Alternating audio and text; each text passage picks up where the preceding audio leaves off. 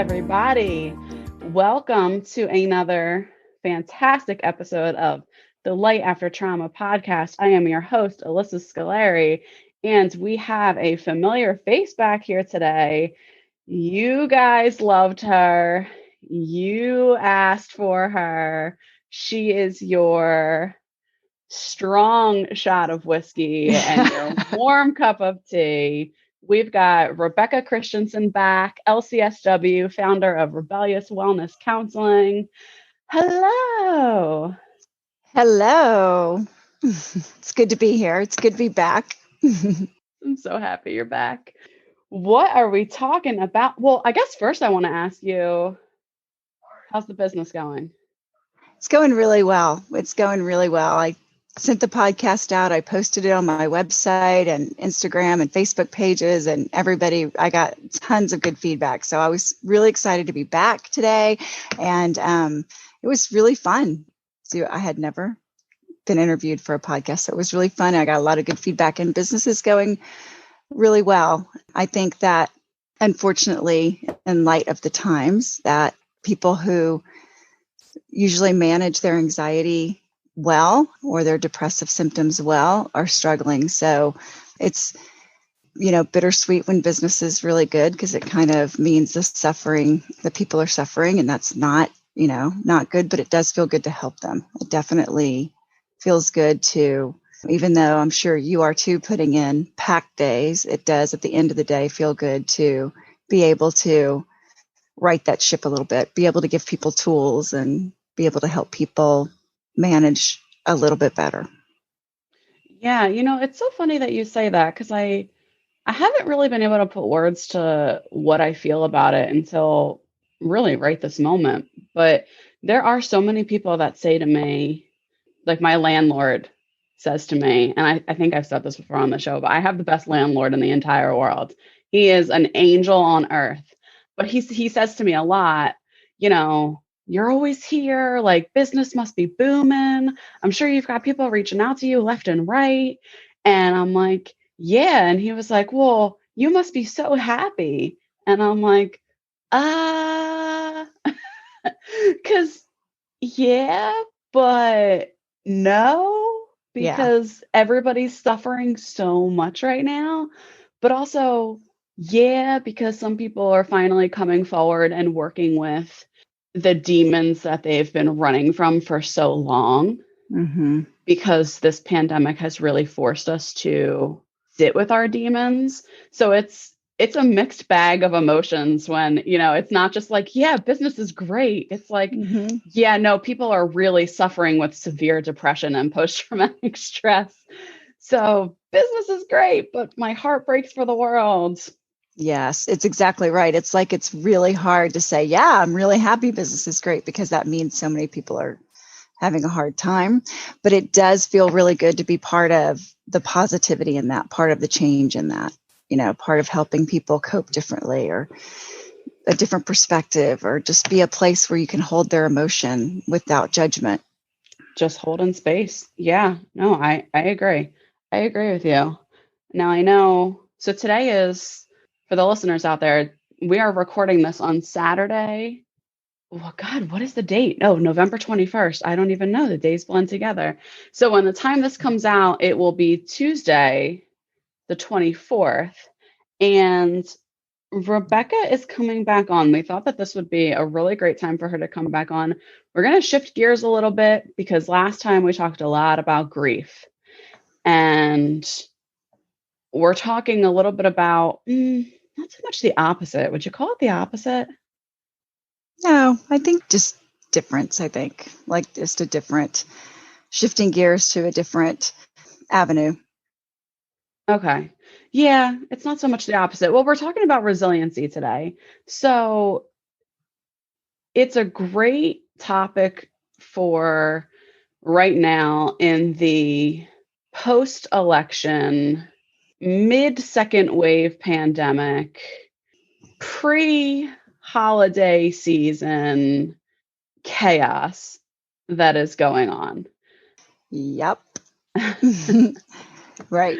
Someone sent me an article in the Wall Street Journal about hope. And it was written by Elizabeth Bernstein. It's not one of the articles that I sent you, but I will send it to you. And I loved it because she calls hope the PPE, personal protective emotion. And I thought, wow, it's really good. I love that. In the article, it just talked about how crucial hope is to our physical and mental health, and how it helps us sleep better. It helps us be better parents. It helps us form stronger relationships. And it made me start to think that hope is like such a huge component to resiliency. And I think you and I had a conversation about doing a podcast on resiliency. And since then, I feel like it's like, when you buy like a white car and you drive around and everybody has a white car suddenly, it's like ever since I talked about resiliency, I feel like I've seen it everywhere. NASA and SpaceX sent their rocket up last week. It was called Resilience. Really? I had no idea. It was called Resilience. And I saw one of the astronauts. I saw a really short interview with one of the astronauts, and he said, we named this rocket Resilience because of the state of the nation. And I was like, wow, like that's our podcast. I was so excited. And the article on hope and just calling it PPE, I thought that is so true. Like hope is the number one component in being able to be resilient. And then I just became a little bit obsessed about what resiliency meant and how people defined it. And I think that, so I sent you a bunch of articles. I have a couple more to send you. I think researching it gave me hope. Like, wow, look at all these articles and all this information on resiliency. Like it is possible. It is a thing. And the most important thing I think I found about resiliency is that it's not a fixed trait. You don't have it or don't have it. It's something that you can learn, something you can build that gives you hope. Like, okay, I don't have to just have it, or I wasn't born with it, or I was born with it. I can build it. I can learn resiliency. And that, I think, hopefully will give everyone some hope. But my favorite definition was in an article written by John DeBell, and it was according to the Stockholm Resilience Center. So I thought it's probably a pretty good description. So I'm going to read it. It says, resilience is the capacity of a system, be it an individual, a forest, a city, or an economy, to deal with change and continue to develop. It is how humans and nature can use shocks and disturbances like a financial crisis or climate change to spur renewal and innovative thinking. And I thought, I liked that definition. There were a lot of definitions, but that one was the one that I liked the best. That's amazing. Yeah, that's exactly what it is. I like to break it down, and when you talk about resiliency, I always call it in terms of like the individual being a comeback kid. I have always called myself a comeback kid my whole life. And I really think I didn't even know what it meant until recently, but I was always like, there I am, the comeback kid. And I think really what that boils down to is resiliency. It does. I think it does. It's funny that you say that because I listened to a few there's a few songs on different tracks that I listen to when I run. And like one of them is Titanium and, Girl on Fire. There's Alicia Keys. There's a couple of songs I listen to, and it's all the same thing. What you just said, comeback kid. Like it really boils down to, I think, resiliency, being able to be resilient. There is a song called The Comeback Kid. It's by the band Perry. Oh. So I don't know if you're interested in country music at all. Oh, or yeah. Any of the listeners out there. If you guys don't know who the band Perry is, they're the ones who wrote that song that's like, if I die young, bury me in satin, lay me down in a bed of roses, or I don't know. I probably am totally botching it. I do know what song you're talking about. Mm-hmm. It was wildly popular. Mm-hmm. Yes, it was so popular years ago. They have a song called The Comeback Kid, and it was released years ago, and it was nowhere near as big as the, When I Die Young or If I Die Young song, whatever. And I remember hearing it and I was like, oh, that's me.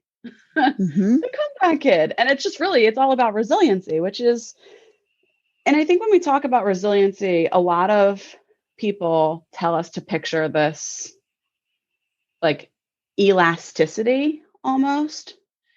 And I agree with that in a sense, but I also think it gives the false perception that it's a quick process, right? You kind of get pulled down and then you shoot right back up like a rubber band.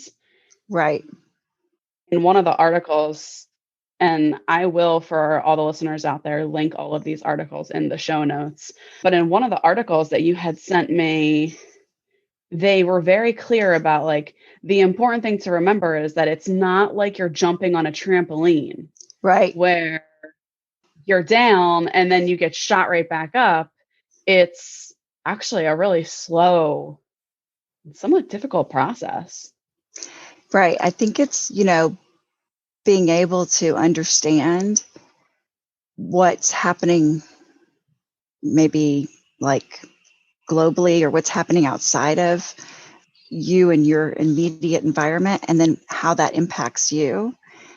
And then it's learning these skills or taking these steps to bounce back. So yeah, I know what article you're talking about it's not like a trampoline bounce back. It's not like you go down and you bounce right back up. It's more like taking stock, taking time, and then like learning how it impacts you and what skills you need to think differently, to be innovative, to, learn, which I think there, I remember when the pandemic hit and they showed all these like small businesses who like were making hand sanitizer instead of their product, like, Jack Daniels, like the whiskey, they started making hand sanitizer and sending it out. And, children even started sewing masks, and people at home started sewing masks and sending them out or donating them. And I think that's the innovative thinking part. How does this impact me? Kind of get your bearings. And then how can I help myself? And how can I help the greater cause? And I think like that's part of resiliency that I think was one of the messages throughout all of the articles. What makes some people have more resiliency than others? I think that's a good question. I don't know the answer to that. I think that it has to do with a couple of different things. I definitely think the more people have had to cope with makes them more resilient. So I think that those skills, those resiliency skills that like some of the articles talk about. So one of the articles, Dr. Ginsburg from CHOP actually wrote the 7 C's of resiliency: competence, confidence, connection, character, contribution, coping, and control. And I think competence and confidence comes from having to cope with other things in your life. And so I think what makes some people look like they naturally have resiliency versus other people is probably how much they've had to cope with in their life.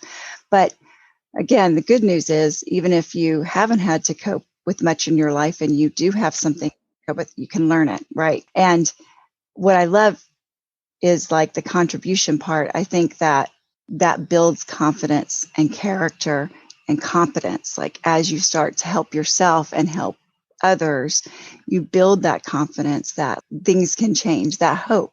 Things can change. Things can change for me and things can change in the greater world.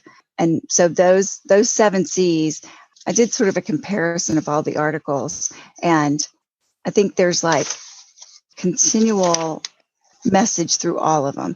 Connections is a huge through all of the articles. Community, social support, and making those connections. Like not to isolate, right? Like, so I think that's, what makes people more resilient. The people who tend to isolate are less resilient than the people who are able to share their struggle, accept help, be part of the help. So I think connections and community are a big part of all of the articles.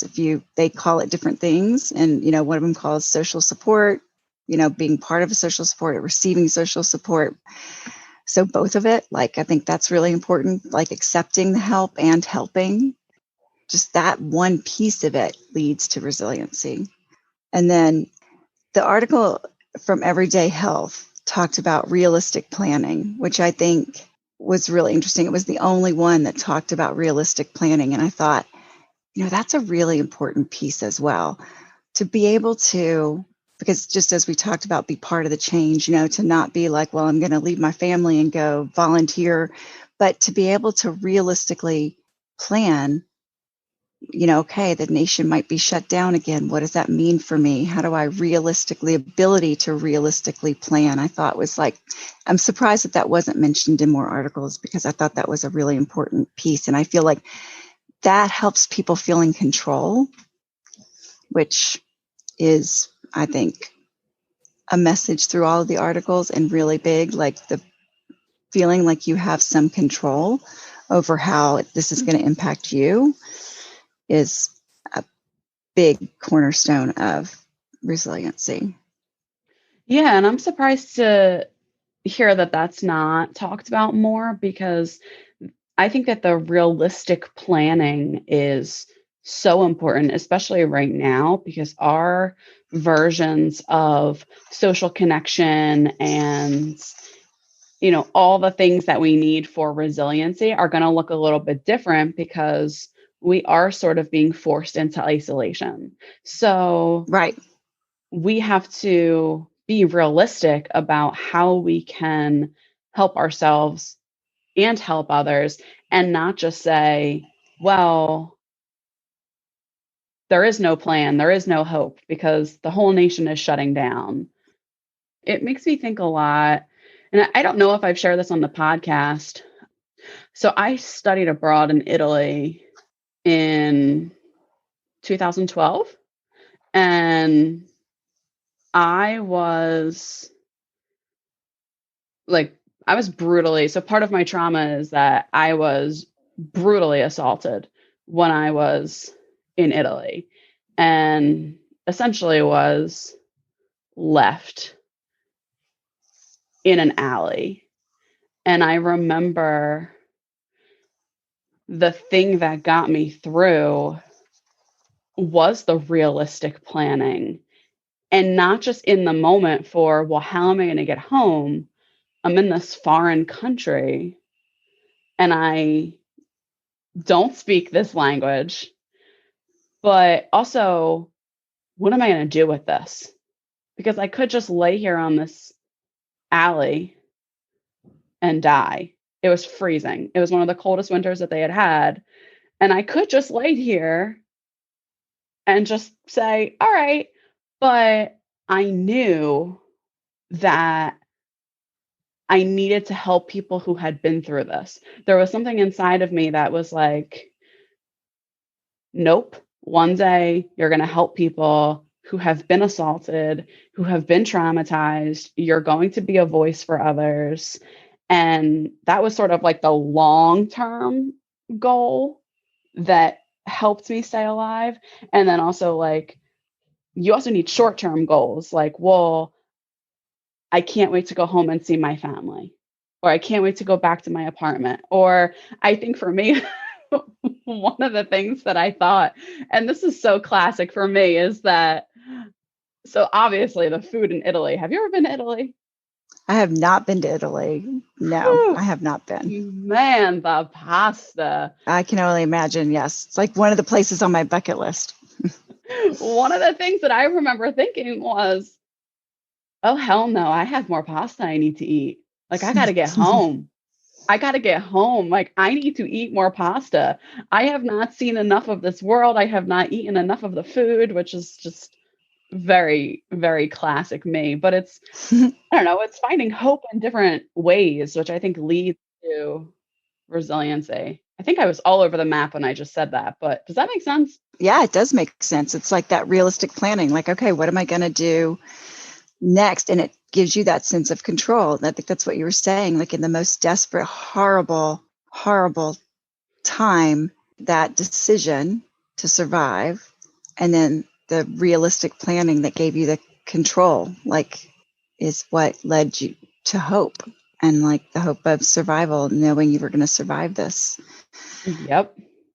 And I think that we all have the ability to do that. Some people question. I definitely have seen people who question their ability to be able to realistically plan, but that's a skill that everybody has. You have to access it. And I think that sometimes is the problem, being able to access that ability. But everybody has it. You have to hone that skill and realize, like, okay, I can get out of this situation. I need to figure out how. Sometimes that means reaching out to people who support you, or services that support you, or it's just figuring out what that is for you. And sometimes it's even as small as, and this is what I also want people to take away from this, is that it doesn't necessarily have to be as deep as, what I was saying, which is trying to like make it home and pick myself up after being assaulted. Sometimes it's like as small as just making the choice to get up out of bed. Mm-hmm. And I don't think that people realize that there's resiliency in that. The people who are battling depression, who are opening their eyes and going, another day. How am I going to make it through this day? Your decision to even plant your feet on the ground and stand up is an act in itself of resiliency. And there's hope in that. Exactly. As suicidal as you may be, as hopeless as you may be, there's some part of you that is still very resilient when you make the decision, even just to get up or to feed yourself, mm-hmm. or whatever it may be. Maybe even if it's just brushing your teeth. Every step forward is a step in that direction, a step in resiliency. It's exactly right. Like the decision to plant your feet on the ground and take that first step, get dressed, brush your teeth. All of that is a step in the right direction for resiliency. It really is. It's like that never give up. It's that you remember that really famous like cartoon with the like frog, and it says like never give up. I don't know if you remember. Yeah. So that's what it just flashed into my head. And one of my best friends and I have this quote that we send each other sometimes, and it says, get up, dress up, show up, and never give up. And like sometimes like that is my motto, right? Like sometimes it's like, that's my motto: get up, dress up, show up. I think that what's important right now is that people realize there is hope on the horizon as far as the virus goes. Like heading into winter, I see a lot of people, as I'm sure you do, heading into winter, this holiday season where you're not really allowed to see extended family, where the holiday season is going to look really different. The winter is going to feel really dark. I think it's remembering that hope is on the horizon as far as like a vaccine and better testing, and that when we look back in a year from now, this will be a point in time on the radar screen of our life. It does not have to define life for us forever. Like when we look back at a year from now, next holiday season, this will be like, 2020. And when we're headed into 2022, it will not feel as it does right now. So just to kind of remember that idea that like this will not always feel like it does right now. So, how can I take that hope and be resilient through this time when we're headed into this dark winter? What can I do? What steps can I take? I think if we all could just remember that it's allowing those support networks to help us, the people who support us, staying in contact with them and contacting the people that we support, or that reaching out, even if it's virtually, right now, even if it's virtually, to allow people to support us, that because we all need support through this, and supporting others. I think it's that reciprocity that helps, that connection, that helps us feel more confident, that helps us feel not alone and not as isolated, that helps our connections.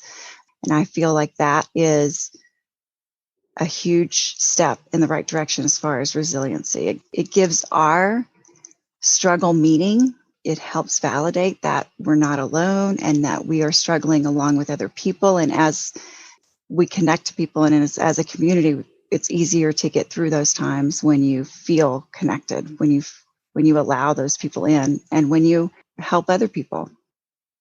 Yeah, and that's not always easy. And as I'm listening to you talk, I'm thinking about, like, even last night, and I'm of course going to drag DBT into this because I just completed that DBT program.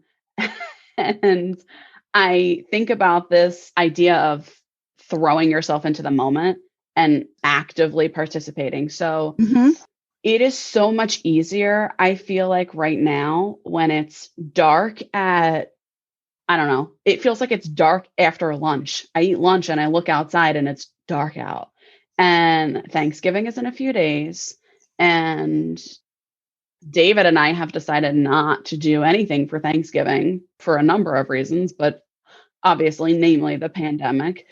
And I have been, not consciously, but I think maybe subconsciously, like, not ditching, but I haven't been very attentive to one of my best friends. So I have a best friend who is actually getting married, and it's not at all the wedding that she was planning. I mean, a year ago, we were planning to, like, we should be in India right now getting married. So she is having like a very small courthouse wedding, and she's getting married on Tuesday. When this podcast launches, Urvashi, happy wedding day.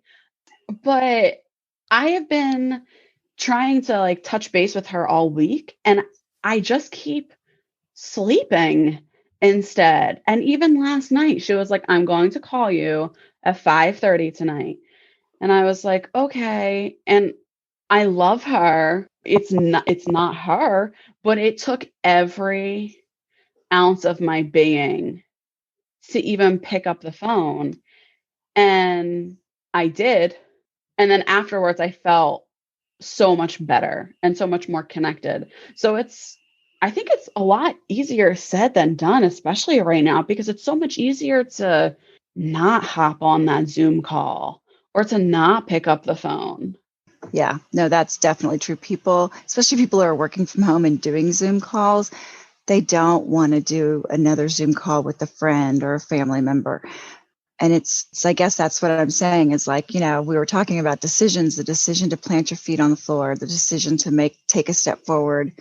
All of those are decisions in the right direction for resiliency. And I guess that's, the decision not to not answer her call. The decision to answer her call is a right step in resiliency, to feel that connection, because you feel so much better when you stay connected. And it's so hard because we're being told to isolate. That was such an important point that you made earlier. Like, we're being told to isolate. So that staying connected is even one step further. It's a little bit harder, but it's so worth doing, because that is how we find strength and purpose, and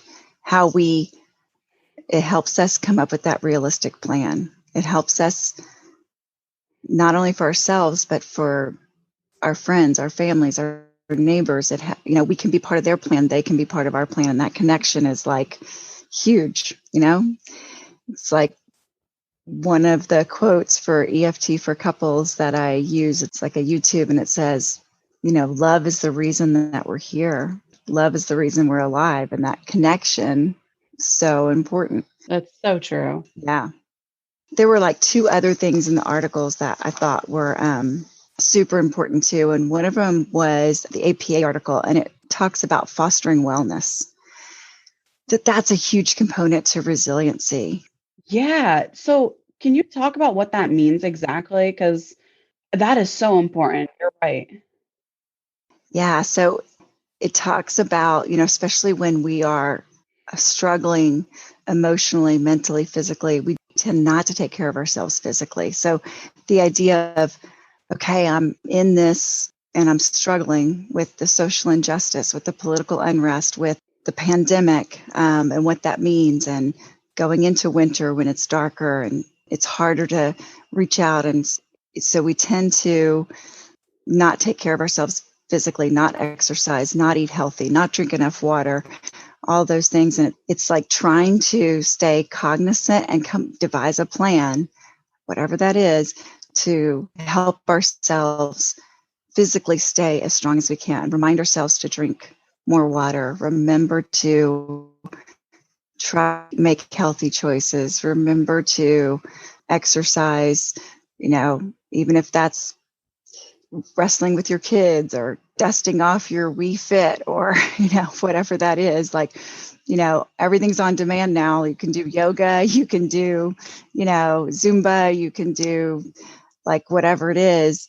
And it doesn't, have to be 30 minutes a day. Like, just stay active, like fostering wellness. And then also like emotionally fostering wellness, mindfulness. You were talking about DBT, that's like the first construct is mindfulness. But learning mindfulness, learning to find time to quiet your mind, cognitive reframing, journaling, seeking help, like also paying attention to your emotional health in a way that some people never have had to because they weren't locked down. So taking care of their physical and emotional health was almost like a part of their routine. And now it's not part of their routine because they're not driving to their office and in community, and, they don't have the water cooler at work, and they don't whatever. So it's like taking care of your emotional and physical health in a way that you never had to pay attention to it the same way. So that was like huge. I thought that was you can't break down emotionally and physically and be resilient. You have to foster that. You have to take care of those parts of you to be resilient. Yeah, absolutely.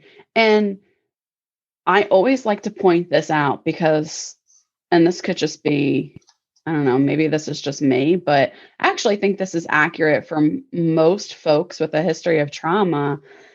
Mindfulness. So mindfulness has always been my least favorite word in the realm of psychology, therapy, whatever. Anytime someone says mindfulness, I roll my eyes because I picture sitting cross-legged on the floor, like kumbaya style, sitting in silence and like meditation. I guess I picture meditation.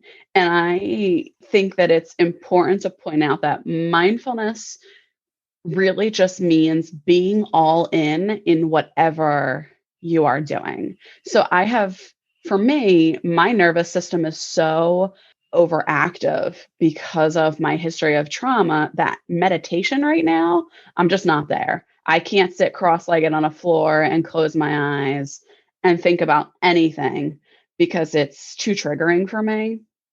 So mindfulness for me looks more like doing a puzzle because I have to be all in. I have to be looking at it. I have to be thinking about how the pieces fit together. So I'm active in my mindfulness. And I think that that's an important piece for people to know is that mindfulness doesn't necessarily mean just like sitting still. Does that make sense? Yeah. One of the skills I try to teach about mindfulness is that you just stop yourself and name 3 things in the room and what their colors are. Name 3 things in the room and what their function is. What do you hear, smell, taste, see? Just even that takes like a few seconds to stop yourself and think, what are my senses like experiencing right now? Like, where am I? What am I doing? Sometimes I tell people, like, when you wash dishes, like, how hot is the water? What color is the plate? Like, that can be mindfulness, just being aware of place and time, stopping yourself and being aware, especially when you feel that constant level of anxiousness or when you're unsettled. So stop yourself and say, what am I doing right now? Even that is enough to train your brain to start to be mindful. Sometimes, like I say all the time, like, kids grow up so fast. Everybody says that. So take mental snapshots of don't ever let me forget how little those feet are, whatever, like, that belly laugh, those things, like take these mental notes so that you write them down. I'm a huge fan of journaling. I believe that journaling is humans' way of naturally problem solving. Sometimes people are like, I don't know what to journal. I don't think you should journal every day. I don't think that's necessary. But I definitely think journaling is a way to teach yourself problem solving, a way to come up with a realistic plan. I tell people, write, I don't know what to write. And you'll start writing or writing about a problem or something you can't. But that's mindfulness, I think. Just writing down, today, this was my day, or this is something I don't want to forget, or those things I think that's all part of being mindfulness. I don't think you have to stop and meditate, but a lot of people have, when they hear mindfulness, I think one of the first things that people go to is meditation, exactly, sitting cross-legged, and I don't think that that's true at all. I think you can be mindful throughout your day. It's the ability to stop your brain and recognize where you are in place and time and be mindful of your surroundings. And that control is calming. Yep. Couldn't have said it better. Anxiety is very distracting. Is it ever? Yeah. Was there one more that you had? There's one more. The other one in the Everyday Health article named 5 principles, which are kind of things to pay attention to. They're not like building, having a realistic plan, reaching out to people. They're not that connection, character, contribution, they're not skills. They're principles. So they're gratitude, compassion, acceptance, meaning, and forgiveness. And I thought that was also worth mentioning. I often tell people the easiest way to get out of a tough place in your mind is gratitude. So finding one thing you're grateful for. Sometimes I tell people if they have difficulty sleeping to write 3 things you're grateful for and put it on your nightstand. So it's the last thing you think of and it's the first thing you see when you wake up.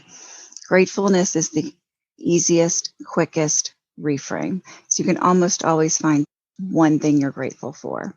So sometimes I tell people when they go to Wawa in the morning for their coffee to hold the door open for someone, because just that, thank you, can change your day. Except in New Jersey, when some people never even say thank you. And then I end up in a rage. I know I'm not the only one who will hold the door and then people just walk in and don't say anything. And you're just like, oh, you're welcome. That's so funny because the second one is compassion. So I would say that maybe having some compassion that they're having a bad day. I have lots of compassion in the office, but if you catch me at Wawa and I hold the door for you and you don't say a damn thing to me, my compassion is gone. Right. I know. I have had that before where people say I did that and they didn't say thank you. And, I say, we'll do it again tomorrow. And if it's the same person, don't hold the door open. Hold it open for somebody else. Right. And the point is, right, you're not necessarily doing things for the thank you. You're, sometimes the thank you that you get isn't always the most important thing.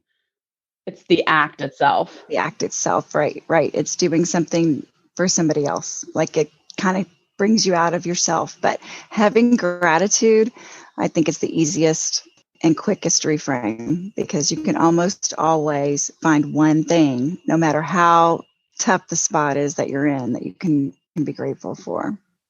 And then, I just think the other principles were, finding meaning. That was throughout a couple of the articles that I thought was interesting. So I think those are things that you just kind of have to pay attention to, but not necessarily they're not skills that you have. I think they're things that you have to sort of pay attention to. But I think the skills are more in what we talked about, the community, a realistic plan that gives you some sense of control, finding purpose, helping others. I feel like we see that every day in this pandemic. And I think that's why we are going to be resilient. I think that's why we are going to look back at this in 4 years and say, wow, that was tough. So my best friend and I were talking about our kids and how our kids are going to, someday look back at this time. And we were talking about how once there's a vaccine that's readily available and there's better testing and schools go back full-time in session, how we could see our kids like reassimilate. I don't even know if that's a word, but she said like I feel like they're going to reassimilate. And I was like, oh, that's such a good word. I'm totally going to use that in my podcast. If it's not a word, it is now. It is now. That's right. I can just see how like going back into the classroom, going back into, especially for the college kids, they're going to like kind of reassimilate to life before. And one of the things about that, as we were talking about that, when I thought about reassimilating, even if that's not a word, for all of us, is that we will all have gratitude for the things that we took for granted before the pandemic. Like, I think we're all going to have huge gratitude for being able to walk outside without a mask and talk to our neighbor. Just to have gratitude to be able to like walk into Wawa and not have to wear a mask. Like someday that's going to come back, and we are all going to be grateful for the things that we just took for granted before the pandemic. And I think that having hope that we're going to reassimilate to normalcy and that we're going to be grateful for the things we took for granted is, I think, it leaves me with such peace. It leaves me with such peace that like we're on the right road. We just have to get through it together. Yeah, there's going to be so much joy, I think. And I almost picture it as like all of us kind of discovering like the inner child in us where like everything is new again. Mm-hmm. Right? Everything is new. All those college kids out there who didn't want to get out of bed for their 8 a.m. class, and I know because I was one of them, are going to be friggin' skipping to class at 8 o'clock in the morning. Yeah. Just because they can. Mm-hmm. There's hope. There's hope on the other side of it. That's for sure. Yep. And I think with all this being said, to all the listeners out there, this is a lot, right? So what Rebecca and I are talking about there are lots of skills. It's a lot to think about. And keep in mind that if you struggle with this, you don't necessarily have to do all of this on your own. One of the positives of the pandemic is that it's actually easier than ever to get access to help because you can find a therapist, find a counselor, and do telehealth. So if you need help in any of these areas, none of us are meant to do life alone. So I hope that you are encouraged to reach out and find help if you need help with any of these things, because even though we talk about them, I still feel, even as a therapist, and I'm sure you can relate to this, that while all of this is very important, it's also very difficult. And I have definitely needed people in my life who are there to help me hone the trait of resiliency. Mm-hmm. Yep, exactly. And that's kind of where we started, right? It was like community, like allowing our supports to support us and to pay that forward to support others. Like that is like, I think one of the number one constructs in resiliency in general is being able to do that, being able to allow to receive help and to give help. Yep, absolutely. Well, thank you for coming on again. You're welcome. I was happy too. I know. I was so happy to have you back on. People really, really liked the podcast that we did. Oh, and by the way, Ireland, all of my Irish folks, reach out to me because there are people in Ireland who are downloading this podcast and I want to know who you are. So find me on Twitter, on Instagram, email me, alysascolari@gmail.com, because there are some folks in Ireland who are really liking the podcast, and I would be so interested to connect with you. I don't know. It just amazes me how like the reach that the podcast has had and that people are listening, but like Ireland in particular, they're like really all over this podcast. So hi, Ireland, and thank you for the love. So, yes, thank you, Rebecca Christianson, LCSW, founder of Rebellious Wellness Counseling. I will post her website again. If you are looking for help, please reach out. They are accepting new clients right now, and Rebecca and her team will be happy to help you. Awesome. Thank you so much. Yes, thanks. Thanks for having me. I love to chat about these subjects that I feel like are so important to everyone. So it's the best. I know. You'll be back.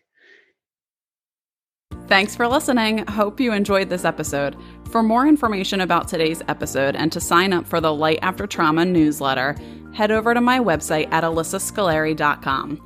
I'm also on Twitter, and I'd love to chat with you guys. Be sure to follow me. My Twitter handle is Alyssa Scolari. Thanks again for listening, and take good care.